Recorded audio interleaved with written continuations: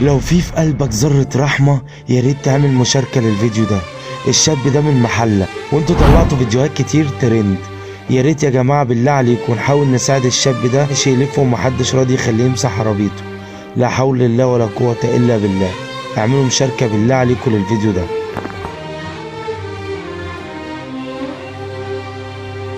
باشا سيبها معلش يا باشا، سيبها طيب يا باشا، سيبها معلش، مش عايز أقولك عليه والله ما محروق منك، والله ما في فلوس معايا ان انا اديك يا باشا. عادي انا طوقها لك ويقن حسابها وصل ولا يهمك. لا لا لا يا عم، انت ذنبك ايه؟ انا اصلا طب هطلب منك طلب تاني. تمام معكش دي التليفون؟ معايا يا باشا. انت منين؟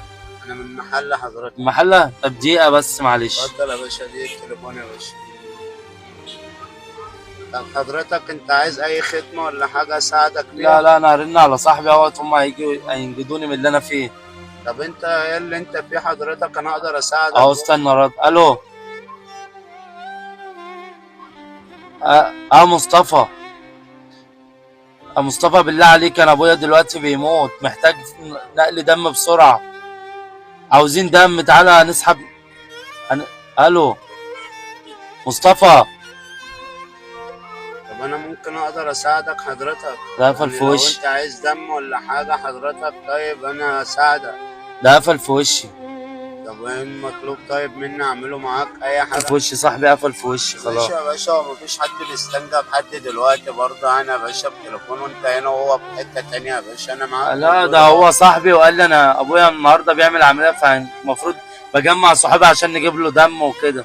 طب حضرتك نسحب أنا معاك، منهم. ما تقلقش، دم نضيف برضه، ما تقلقش. لو انت عايز مني اي حاجه انت تيجي تتبرع لابويا؟ اللي انت عايزه يا باشا انا عينيا ليه. لو انت منين؟ من المحل حضرتك. انت وحياة ولادك عمرك شفتني قبل كده؟ يا جدع لا والله العظيم، ولا اعرفك ولا تعرفني. طب انت عايز تساعدني كده وخلاص؟ ده هي لله في لله يعني، كلنا بنقف جنب بعضنا يعني. انا كان نفسي اجيب له اكل بس والله، حتى يعني انت عايز فلوس طيب تجيب له اكل؟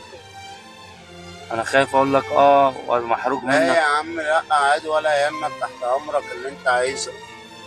احنا اخوات. اي حاجه اجيب له سندوتش حتى. اللي انت عايزه عينيا ليك. عايز ايه طيب؟ معاك فلوس تديني؟ خد يا باشا اللي انت عايز. طيب قول لي عايز. خد 20 جنيه حتى. خد كده يا باشا، ادي 20. خلاص لا لا كفايه. امسك بس يا باشا 30. انت هتديني اللي انت اللي اشتغلت. 50 جنيه يا باشا. طب وانت؟ ولا يهمك يا باشا. انت عايز فلوس تاني؟ انت اللي معاك كام؟ انت عايز فلوس؟ انت ما عادش معاك الا دول؟ بس دول كتير قوي يعني 50 جنيه، انت الظاهر ما معاكش الا حاجه قليله. يا عم ما يقدرش عليك اي حاجه ولا يهمك.